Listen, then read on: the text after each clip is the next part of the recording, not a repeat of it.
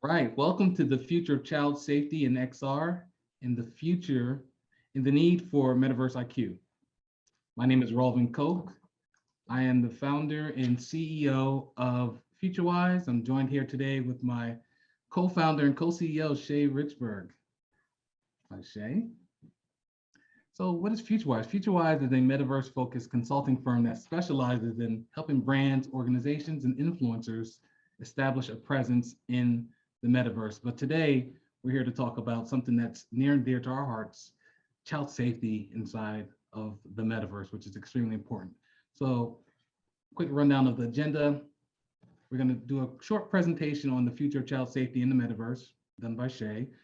We're going to introduce the concept of the Metaverse IQ. If we have some time, we'll split into breakout groups to talk about a few things around the Metaverse IQ. Shea will talk to you about that. And we will then return back into the main room. Teams will debrief and we'll have open conversation before we wrap up for the day. How's that sound? Good. Sounds good. Good. A few housekeeping rules. The goal is to start and to finish on time. We're a little behind, but I still want to keep on track. We do have some people that are on internationally, and I know there's some people watching us as we're streaming. So we want to stay on time. Active participation and listening. That's key. So you got the little birdie bunch.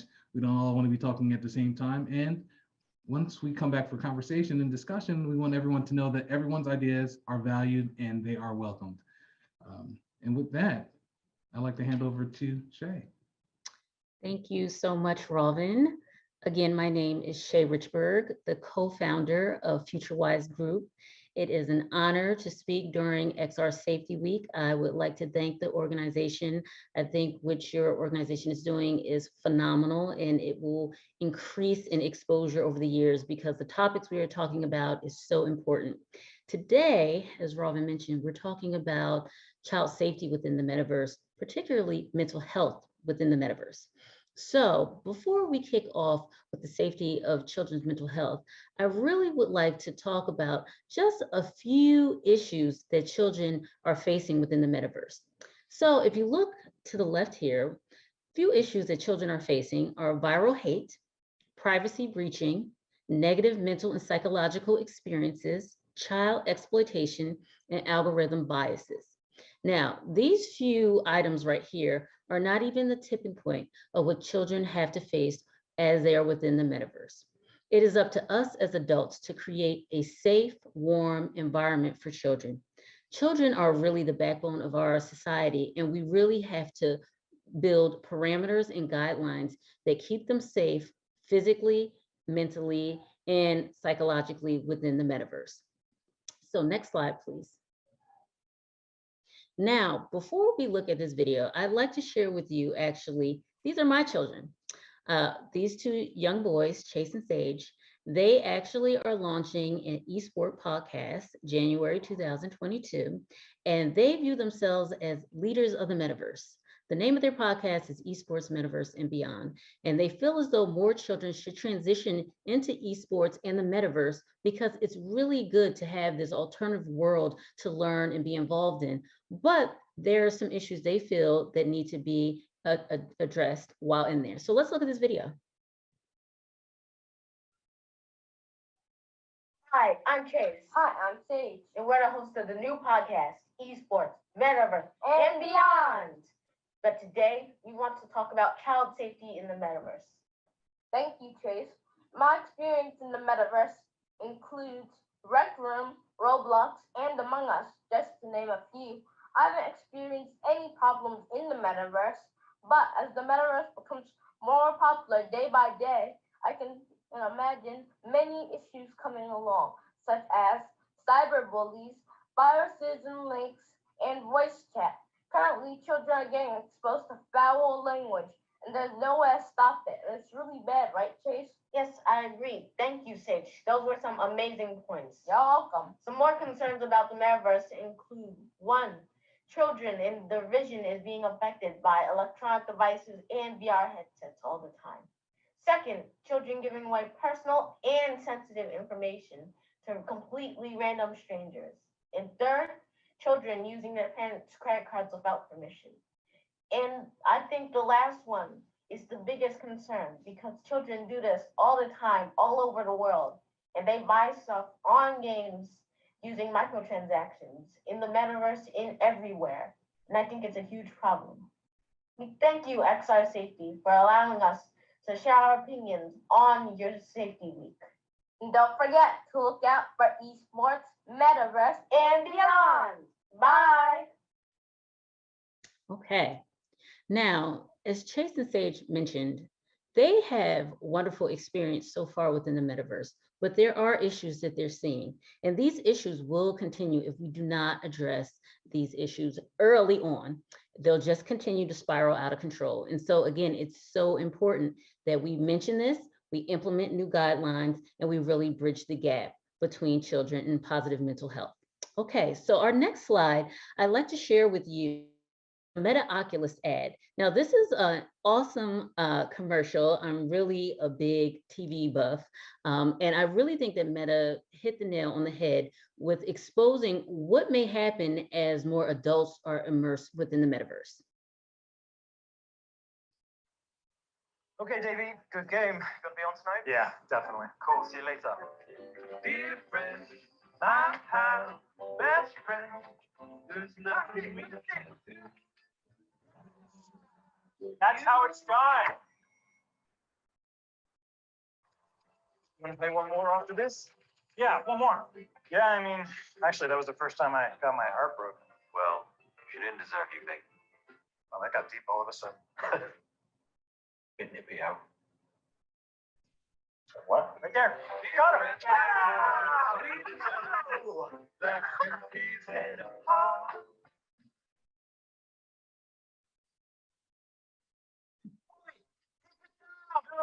You keep it down. I know. I can't stand mine either. Where were we? Winning. Oh, so, yes. Let's get back to that. Okay, so this ad really displays how the metaverse is an environment where people can truly come together, share ideas, rely on one another, and have pure fun with one another.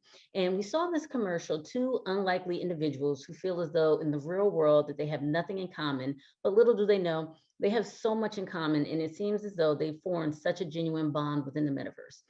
But on the flip side, we see in the real world how their social skills are so divided from one another. We see there's no emotional intelligence amongst them. We see there's no patience and interaction amongst them, and that's a real problem. So as we go into the metaverse and we expand with our children and adults, I would like to see well-balanced mental health in the metaverse and within the real world.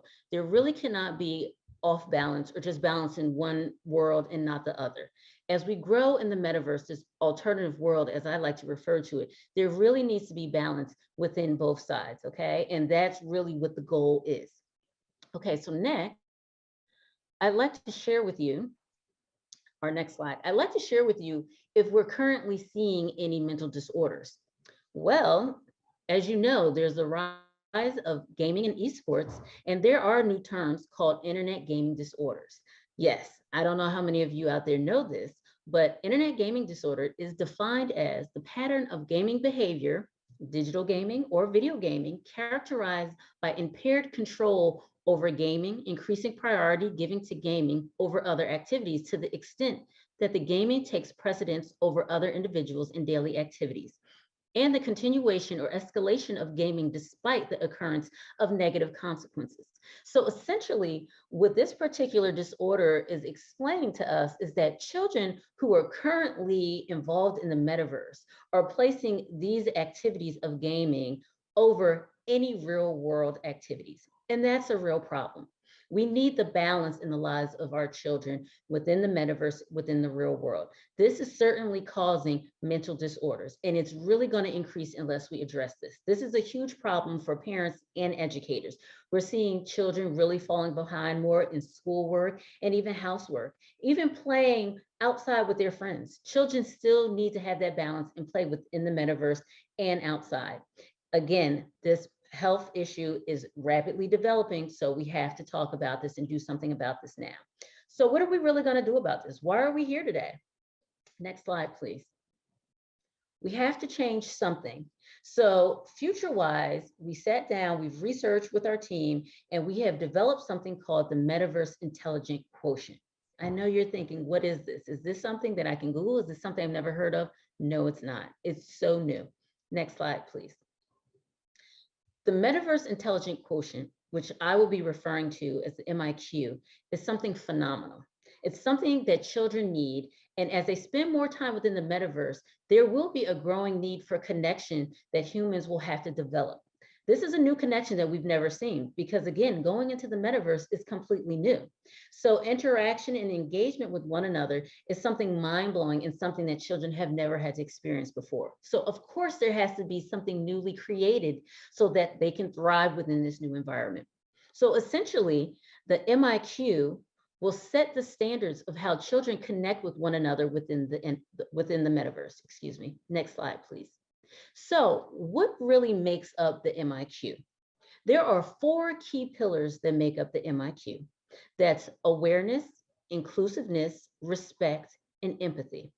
All 4 of these pillars are equally important for children to express and maintain while in the metaverse to achieve successful and positive mental health.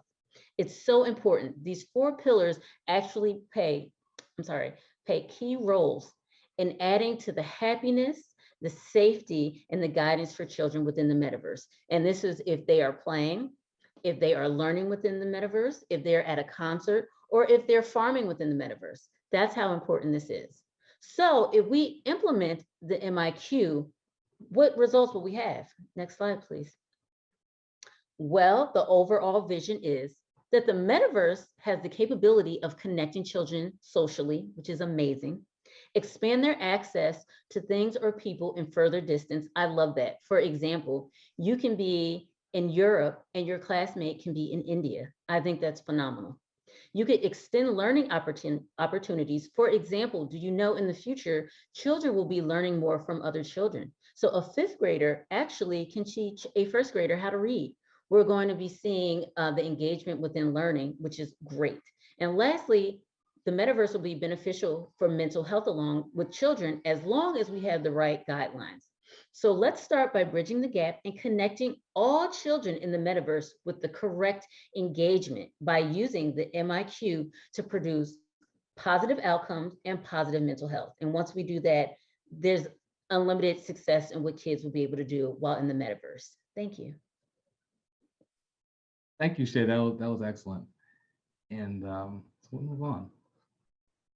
So we're probably going to have to pivot a little bit today, but what we wanted to do next was move into breakout groups. And what I'll describe here, if you're watching on video, you can also do this at home.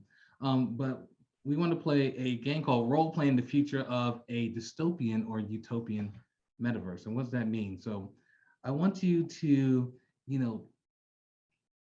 imagine yourself in the future. Imagine you were able to time travel 10 years into the future and the metaverse is now mainstream. Over the course of 10 years, there's been many metaverse experiences that were implemented, some pleasant and some not so pleasant.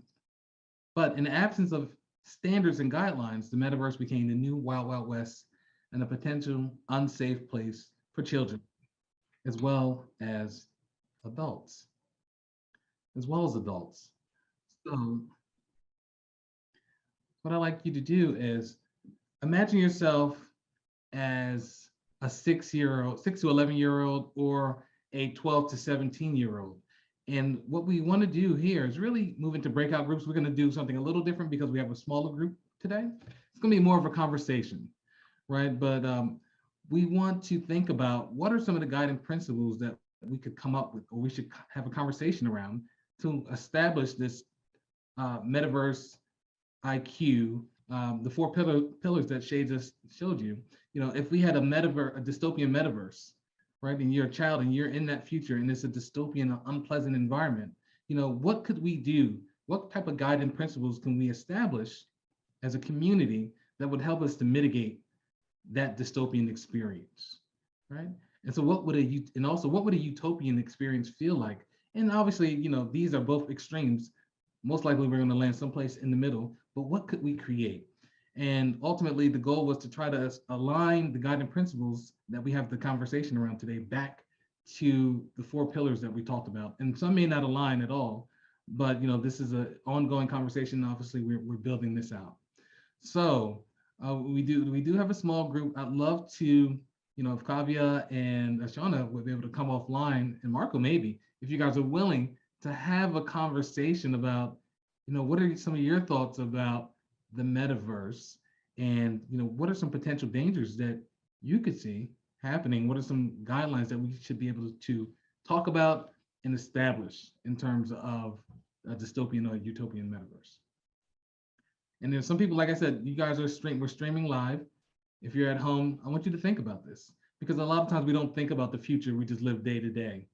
And obviously we want to take ourselves to that future so we can think about and mitigate some of these problems that will exist or potentially can. So with that, okay, excellent. All right. Well, can I jump in, Raulvin? Sure. And what I'd like to share with everybody, I'll give you an example of a dystopia metaverse, utopian metaverse, and I think an important guideline for me. So in a dystopian metaverse, I feel there are kids playing in a zone where it's child friendly, and there's a certain age group who are only supposed to be within a certain area playing together. And instead of there being only a certain group of children playing together, you have adults actually pretending to be of younger age to play within an area that is limited for younger children. So I think that's a real issue that it would be rampant in a dystopia situation, but in the utopian situation, we would have safe zones, kid-friendly zones, where everyone within these areas know the age group. For example, if kids are learning how to build or farm, and it's going to be kids ages 6 through 11, and everybody brings in their own unique ideas and components to this farming, and everybody is of the same age, and they're learning from one another. Now, for me, I think a guiding principle, something that I feel should be implemented, are security around individuals within certain areas of the metaverse. So an example of this, I know currently there are some areas within the metaverse where they say it's only children permitted in an area, but there are adults who openly go within a gaming area and do play games with children. And a problem with that is that you might find a bit more foul language. You find that it's just inappropriate interaction between a child and an adult. So I really think there has to be verifications and checking age verifications for people or kids, and particularly while they're in the metaverse. And for me, that goes back to the awareness pillar of the MIQ quotation, because if children are aware that someone is in an area and they are an older person, an adult who should not be in a kids only area, that's a problem. And that child should feel safe to tell somebody and let them know, I don't think you're supposed to be in this area amongst us. That child has to have awareness, keen awareness of other people within the metaverse and of their surrounding within there. So that would go back to awareness for children and having positive mental health aspects within the metaverse using the MIQ quotation, if that makes sense.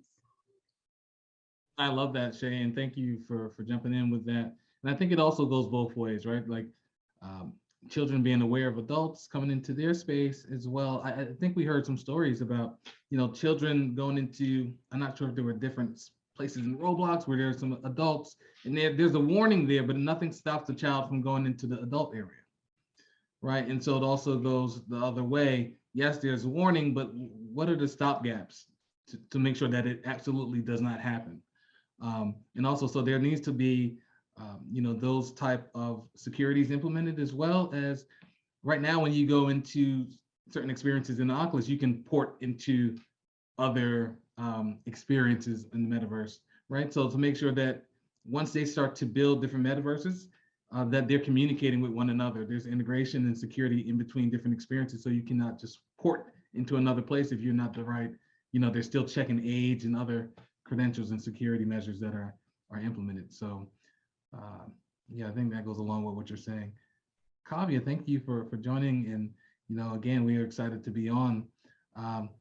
Any thoughts that you'd like to share? I mean, you're the expert in the space. I'd love to hear from you.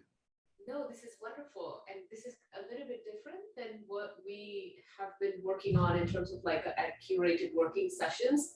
But it seems like we can take this methodology and apply to what we are building towards is a child safety framework. So this is so fantastic.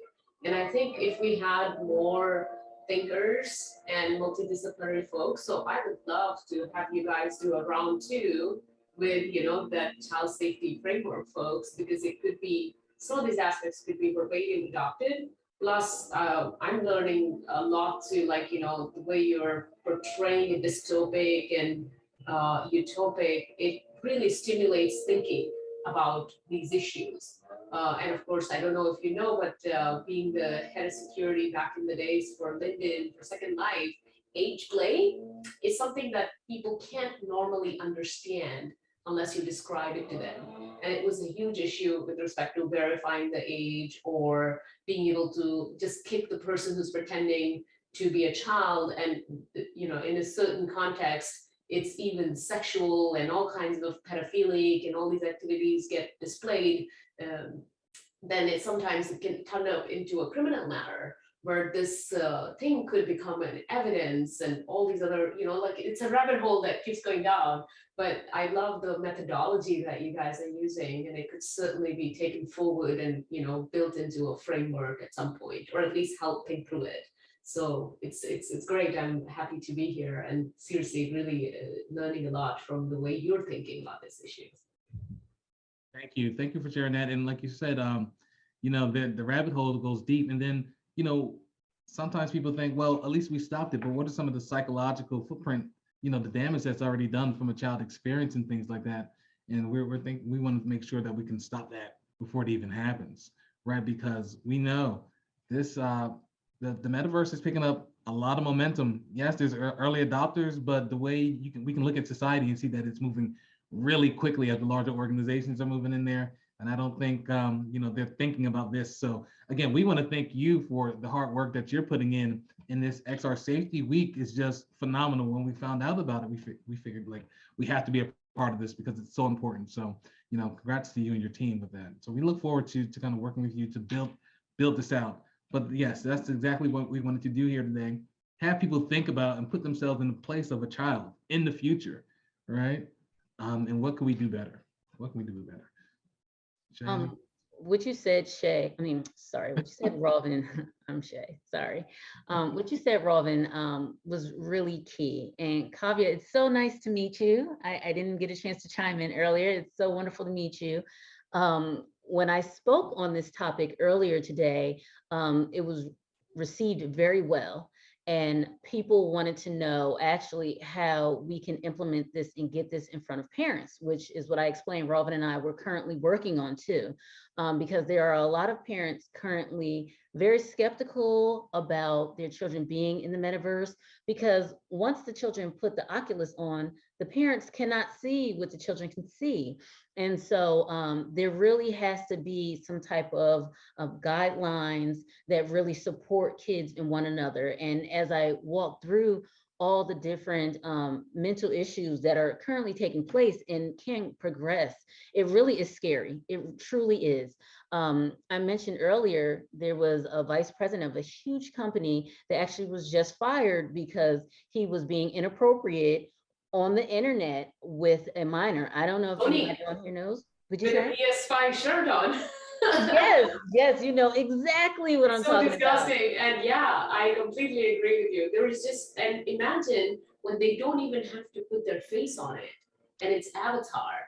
And it happens every day per second basis in Second Life, because they proudly say it's a sexual sin labeled as this, but people are kind of strange, you know. This human nature is going to lead us to in all kinds of dark alleys, and you were pointing at something so significant.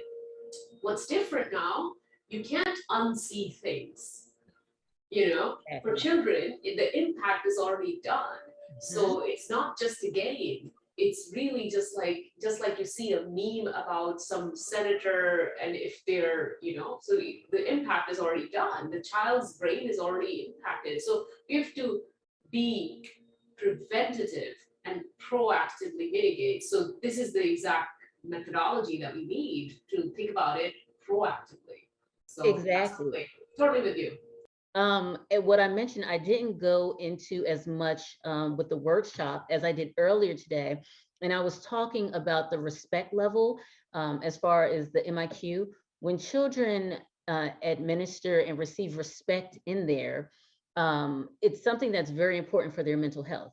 You just mentioned we have people online and they use the metaverse or the internet as a mask to say things that they wouldn't normally say to somebody, to act out of character and be so rude to one another. And so in the MIQ, the respect portion is so important for our children, because you just hit the nail on the head. As you said, people wear these masks, and we don't want these masks on children as they're in the metaverse. We want them to stay respectful and have the same interaction and exhibit the same behavior as if they were in the real world. Again, talking about this balance in the metaverse as they have in the real world. You hit the nail on the head. I think that's wonderful what you just said, really. I'm just gonna grab my headphones quickly because seems like my audio is not that great. So my audio can be really so much better. I'll just be right with you. Yes, a lot of great conversation. Again, it's all about inspecting and adapting, right? And I think in life we're met with uncertainty. A lot of people, and especially when we're moving into this new world, a lot of uncertainty that's going to be met. And I think it's going to be a culture that we need to be able to inspect what's actually happening and adapt. And I think as we think about the framework that we're proposing, the MIQ, this is the initial proposal around what a metaverse IQ can look like. As it evolves and it changes, we'll have to adapt with that, because no one can really predict the future. No one knows what's really going to happen inside of the metaverse. And I don't think that I think Mark Zuckerberg even said it himself, right? They don't really know what the metaverse is, but they know that it's here, and it's going to grow, and it's going to move pretty quickly. So I think that as many people as possible, we need a lot of thinkers around these topics. It's a whole new world, right? And look at the amount of laws that we have in the real world, let alone a place that's being built from scratch. And so we'd love everyone to share their input and stay involved with what Kavya is doing with XR Safety, the XR Safety Initiative. Doing a lot of work there. Kavya, how long have you been working on this initiative? I know this is the second annual, and there's been a lot of momentum and a lot of interest in this topic. I think we came across you. We were watching the video on YouTube, and I'm like, wow, that's an amazing initiative. Let's reach out and see what she's doing. But how long have you been working on this initiative?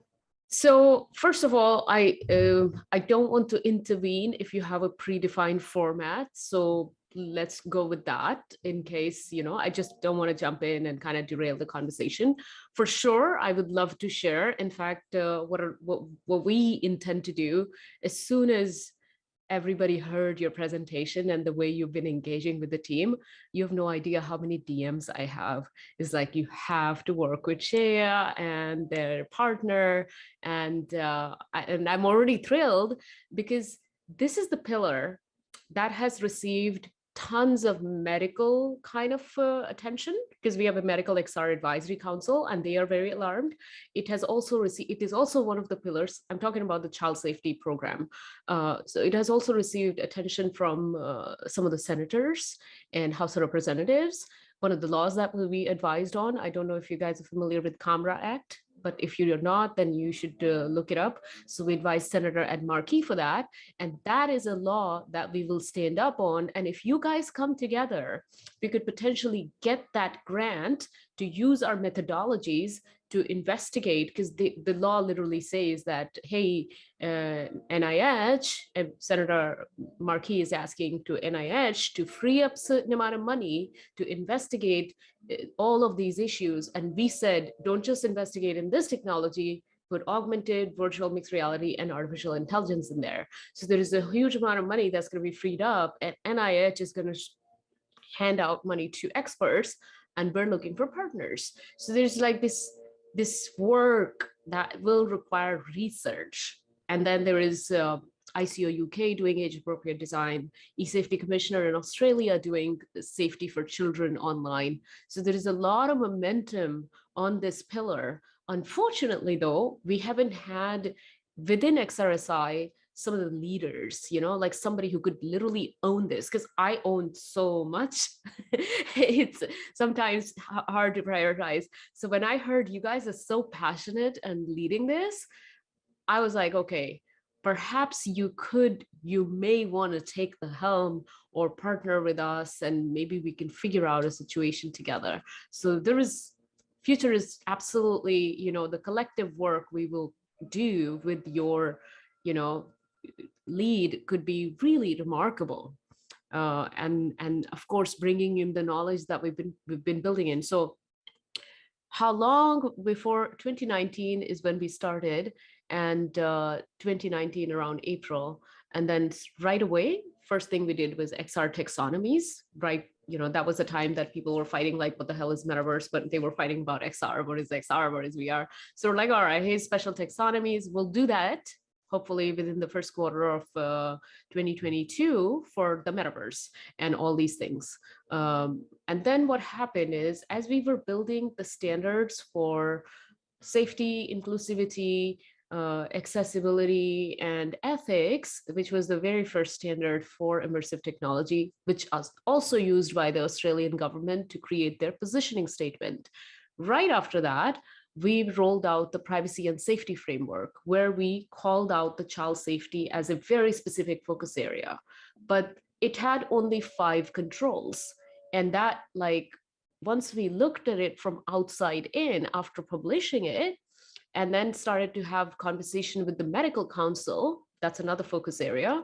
They're like, this is, and then, then these senators started to come in for COPA reform, Children Online Privacy Act. So it became very clear that it requires its own thing. Otherwise, it was like child safety was a part of diversity and inclusion. So this child safety focus, the program, stemmed out of our D&I initiative.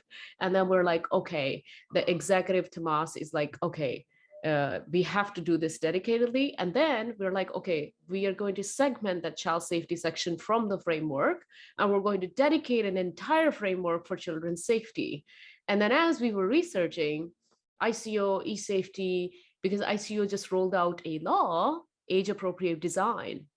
And I think we can stand on that, and we can really build the framework based off of it, because it has already predefined categories, for them predefined guidelines. So why reinvent the wheel? And then we can just add a filter of XR, your methodology to continue the working session, special granular controls, different contexts for different data. Oh my God, this is fantastic. We just needed you. We've been waiting for you to arrive and take this sort of, this is another thing that at XRSI, we will hold this door until the right person reaches. Because yes, we are in uncharted territory, which is why it is so important that the right person leads the way. And to me, it's very obvious. You two are really the right people, not only just being a minority, but just being passionate about this whole aspect of children's safety. It's very detrimental if we don't get handled. That's why this is the very first law. Imagine if the US senator is saying that, Australia is saying that, UK is saying that, GDPR already does say that, but just not so granularly. Now what they need is our collective advice as to how this will apply to the metaverse. And we are probably a year ahead. So let's get to work. It's fantastic.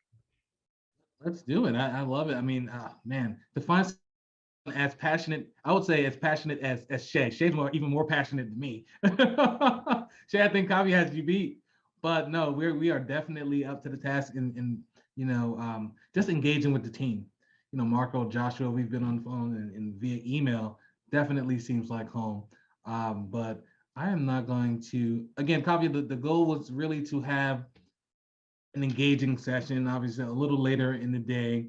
We had planned for some breakout sessions and come back for discussions and talk about guiding principles that would align back to the pillars. But obviously we need a part two, right? And we're definitely open to doing that and maybe doing something a little larger, because this is an important topic, like you just explained, uncharted territory, and we're definitely here to do the work. You know what's funny? Because I was discussing in the beginning the community partnership, and one of the university, this guy has like a multi-million-dollar budget and whatever. This person goes, "We are worried if we do something, not many people will show up." And then I was like, if one person shows up, one person, and maybe you'll change their life, and you don't know what kind of a money they could drop. So it's like, we have been sold this false notion of impact is in numbers and growth, which is wrong, because I was that one person who saw that one TV show in India as growing up, and nobody here in America has seen that TV show. And it was the only one channel and the only one day in the week, but the TV show was about this girl who grows up from the poor places and becomes the very first IPS officer. So perhaps that stayed in my mind. And fast forward, that same girl who saw that one TV show on that one channel is now called Cyber Guardian. So I'm like, impact in the age of viral could be anything. So like, I believe that if we would have had 45 people, we probably wouldn't have had this very solid, incredible partnership emerge out of this conversation. And so I feel this is impact. And so when we do round two, we'll collect the stakeholders that add to it and receive from it. Maybe we'll invite Miss Kathy Castor, from Florida. She's the one who is working with Tarhan. She's the one who's working with another couple of folks that are doing COPA reform. And they specifically asked a question: how do we handle age appropriate, like 13 plus? And we guided them that go look at age appropriate design for UK. At that time, their staffer rolled their eyes. They were like, yeah, they're always doing something. But then when the PR came about their, the COPA reform, they actually cited that age appropriate design. I was like, bravo, this is great. So we don't need any attribution. We just need impact. So the impact has already been made. And likewise, through me, I would welcome you to interface with all these amazing stakeholders and take your passion, Shea, to take to these folks, and then together we can make it happen. Just because I have just too much to do, I need you guys to potentially lead this space. And that's what we've been waiting for, honestly, because the executive who works he's a chief information security officer for the child safety initiative, and he's unable to contribute too much time. So we've opened the conversation with Humantum, UNESCO, UNICEF. We have open conversation with these organizations. We need a couple of leaders to lead the space and close those things and build the whole thing and move it forward. And I think with your help, you could absolutely even recruit more people in the space, do all of that. So the impact is that we are talking, and we're going to absolutely take it forward. Well, I love it, Kavya. And as you said, I'm a believer, nothing is by mistake. Everything happens for a reason. I love basically how you as a child manifested your entire career. You saw look how it's and created. And I do believe in that. And it is personal, because in the video, I do have 2 children who just signed a contract for a podcast, for the Esports Metaverse and Beyond podcast. And so, they are child leaders trying to lead the way. And so I'm very passionate about really pushing forward what I truly believe in. I can tell you that. And my family and my children encompass what I believe. And I really want to see that same happiness for all children. I really do. I'm not a woman that just talks. I put forth action. in everything I do. And I know Raulvin is looking at me like I'm just going off to the side, but I just love what you said, Kavya. I love your passion. I love everything that you've done so far. I think you're tremendous. I think you're wonderful. And Marco, I think your whole organization is phenomenal. And as Raulvin said, we had this structured differently, but you know, there were no mistakes. This was meant to happen and for us to have this conversation. So I'm all on board with you guys. That's so fantastic. Because moving forward, so one thing that maybe even if you want to unpack some of these things, the only thing is my mind is in different directions, but we have Andres here. Andres, hello. He has sat in our programming privacy safety working group. And this is the, you know, Andres' presence is a testament to how hard we try to reach out to. Now, where are you from, Andres? You have to introduce yourself, because sometimes I hold your tongue, but this time I'm actually inviting you to talk. Yeah, sorry, I just jumped into the meeting because I saw your Slack comment. I was fighting with my kid, to say it some way. Yeah, I'm enjoying him a lot, and my cat. Okay, I'm in Peru. I'm a teacher in universities. I'm trying to foster a Peruvian XR community, part of XR Latam, where is impressing little conscience about the backsides of the moon, let's say, and everybody we have a lot of hype of the good, but we have a little think about the bad and the evil. Or no, how's the good, bad, and the evil? Or how's this film? When the good one, the bad one, and the ugly. The good, bad, and the ugly. Yes, everyone sees the good one, and no one sees the ugly and the bad one. So exactly. I'm quite impressed with that. So okay, I'm very interesting, and I'm quite ignorant in everything, but I like to hear. I don't practice much the dead fly on the wall. I'm kind of often a talking fly on the wall, but you know it, or mosquito.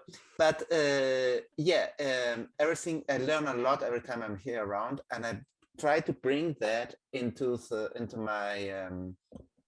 my circles in XR Latam, XR Peru, and my students, and so on. Yep, that's about me. Fantastic, and thank you for being here, and thank you for jumping in. And that's what I was saying, Andres, because for the roundtable, we're gonna have you as an observer only, because we're gonna have a lot of maybe senator or some folks that are just we need to hear from them. To you, I can have a one-on-one conversation.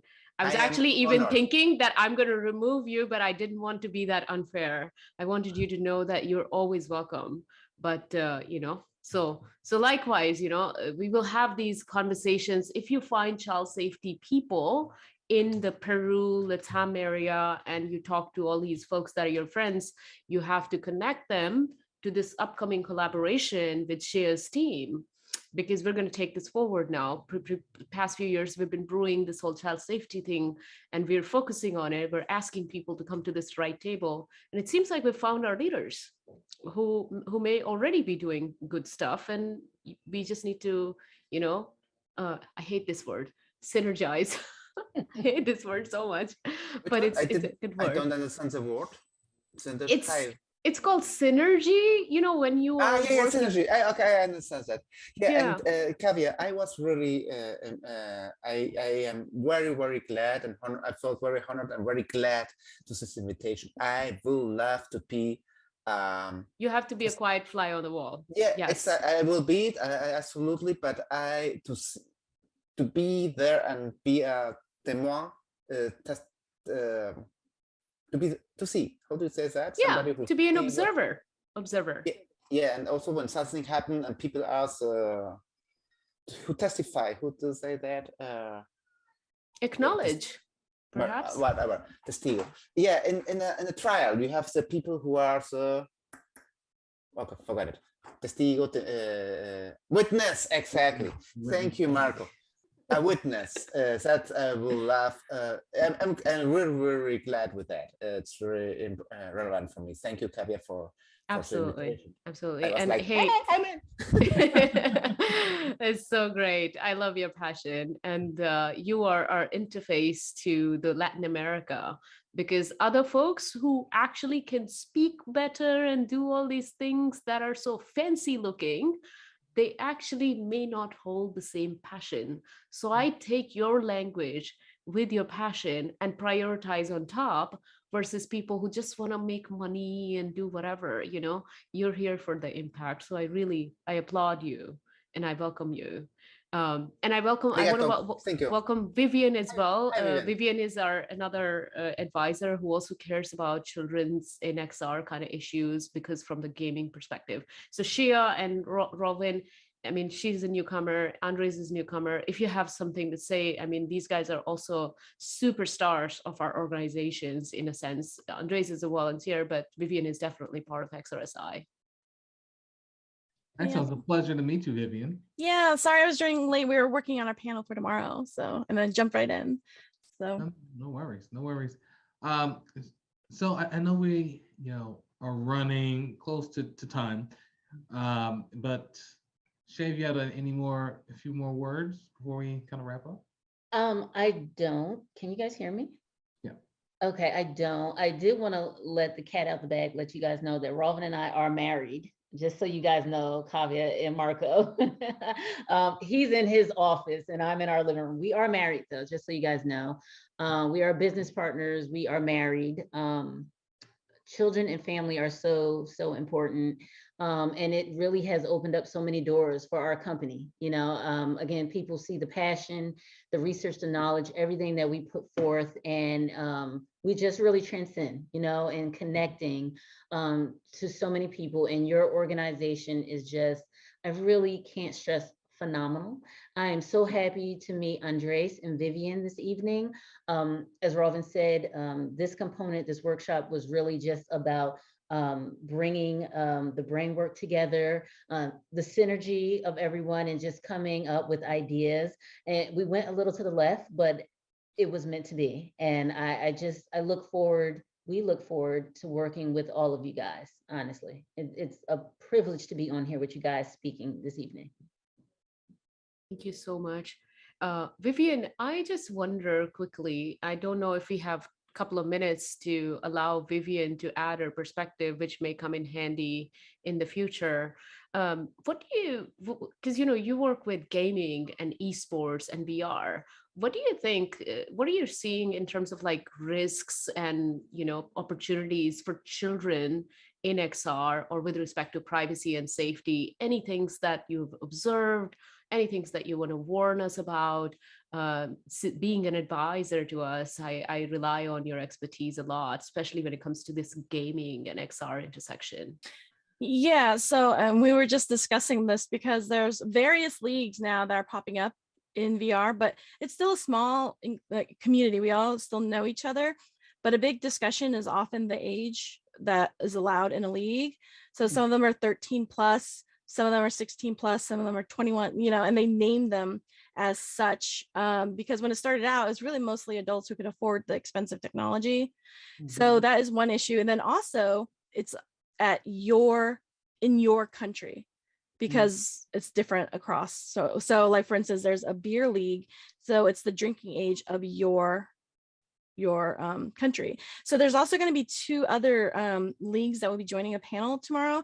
And one of them is a collegiate one. And then another one is the only STEM accredited VR league in the whole world. And it's fantastic. And they work with tier 1 high schools with over 40% of the poverty rate, I believe. And they sponsor equipment and games and prizes, and they work with HTC Vive to support that. And so they're involved with students already. And I mean, having it STEM accredited is fantastic because, it really elevates what gaming is about, because it's more than just like, fun. There's a lot of elements to it that includes a lot of a lot of different people. So, and obviously kids can, they can go on scholarships now to schools and universities on this. So this is something that kids these days will say, well, that's what I want to do when I grow up. I want to be a streamer. I want to be a video gamer. My daughter's in high school and they have a esports team as well. And so it's just kind of like common now for it to be everywhere, but it introduces the interaction between adults and kids. So for instance, my team, I only wanted to play with people 18 and over, but we had one player who was 17 or so, 16, 17. His parents are like my age. And so I had to I'm like, can I talk to your parents? I want to make sure that they know you're spending like 20 or 30 hours a week with people their age, and we're, for my team, we're respectful of that. But it's also the mindset of, if you are in the adult world of the internet, this is how people behave, so, but then when you get to organized sports, it becomes a bigger issue because it's organized. And with the schools, they know your identity because you're a school, but these other online leagues, they don't. People can have aliases. And so that's what I'm really focused on right now, is trying to create a verification, like third-party verification platform, so that people can verify their identity that's not known to everyone. Because for instance, we have an actor who doesn't want people to know who he is, so he plays under an alias. But if there was a third-party authentication, then we could verify that he is who he says he is. But in the league, maybe he doesn't want to identify himself, but you can count on checking up, and then the leagues can choose at their discretion that we encourage you to be verified. You're not required to play in our league. Or you could be a league that's fully verified. You can only be verified to play in our league. And then that's something that we could say XRSI, accredited, or prove that we know that you guys took that extra step to take into account the safety of your players. So, and it's still growing, and that's why it's a really great time to get into it right now and have those conversations with people who are bringing it up, so that it doesn't fall into that toxic environment of esports, the esports world, which is very toxic. So, yep. Yeah, and all those things that you're doing, Vivian, could turn into a standard, especially when you see that this type of a third-party verification looks normal and this is working. That means who you're going to share this information with, of course, the Esports Federation. We are in connection with them and interfacing with them. So they need to know that for the rest of these larger organizations that they're working with, they could introduce that same third-party verification sort of thing. So this way, standardization of what we learn from our lived experiences could happen. If you could lastly share what panel you're talking about, any information with people, and where can they find more info? So if even Shea, if you want to join tomorrow.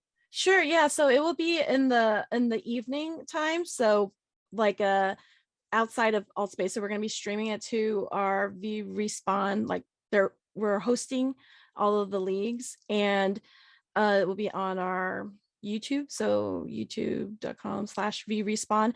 And it's a community event. So it will start at, I believe, 8 p.m. Eastern. So the first panel will be community leaders, people who've organized, like the creator of VR Girl League, and people who are moderators and governors of existing leagues. And they're going to talk about different rules and things that they've had to enact based on, integrity of the game, and then also their volunteer manpower, like how much can they actually do, and when does it become a problem. The second panel will start an hour after, and that will be with the actual leagues themselves, including the high school league, the collegiate league, then various community leagues, and ones that organize LAN events as well, because LAN events is a totally different thing, like how old are you to travel, and can you win actual prize money? Are you eligible to? So we're going to talk about how we think about all those, because it starts with, this game is fun. Oh, let's have a competition. Okay, let's make a league. Let's make it official. But the people who do that are passionate about the game. They're not, people who are in HR, and they know how to handle all of the situations and the paperwork. And then when things come up like harassment and reporting tickets. So the leagues are all doing various things in order to keep the integrity of the game up. And it's very interesting to see, because VR is different. like there's harassment everywhere. It's the internet, but harassment in VR is very different because of the physical, feeling of it. And, women don't want to be like assaulted virtually, but like there's all these other things that studios are doing, such as making all of the models androgynous, so that there's not like, I mean, some people think like, no, you should have female bodies or something, but I don't want that in gaming, because you're just androgynous. That way you can focus on the game and people aren't like being provocative. And then Echo, Ready at Dawn, they're a part of Meta. They added a modulator into their game to make so you can lower your voice if you're a woman and you don't want to be identified. It's like when I play, sometimes I just stay silent because I just don't want to deal with it. So those are different things too that include ways that people are trying to protect people so that they can enjoy the game without harassment. Amazing. Can't wait to hear more about it tomorrow. But over to you, Raulvin and Shea. Thank you so much for letting us participate in this workshop setting. Oh, thank you. Thank you all for joining. Thank you for allowing us to be a part of it. Vivian, thank you for sharing your perspective. Yeah, so sorry I jumped in late. Oh, no, that's fine. We know everyone's busy, and Andreas as well. Pleasure meeting you. Just really exciting and energizing. This small group right here. I just feel so much passion here. And like I said before, we feel that we definitely want to be a part of what you guys are doing. We can help make an impact as well. And I think this is the right place. With that, we'd like to end and close out. If you'd like, anyone watching on the streaming, if you'd like to contact us, you can contact us on LinkedIn. I think that's where I am primarily. I'm on Instagram sometimes, but you can find me at Raulvin Cook on LinkedIn and Shea Richburg on LinkedIn as well, or visit FutureWise Group if you want to contact us, or email me directly at rcoke@futurewisegroup.com. And with that, thank you all and enjoy the rest of your day or your evening, and Marco, get some sleep. Thank you.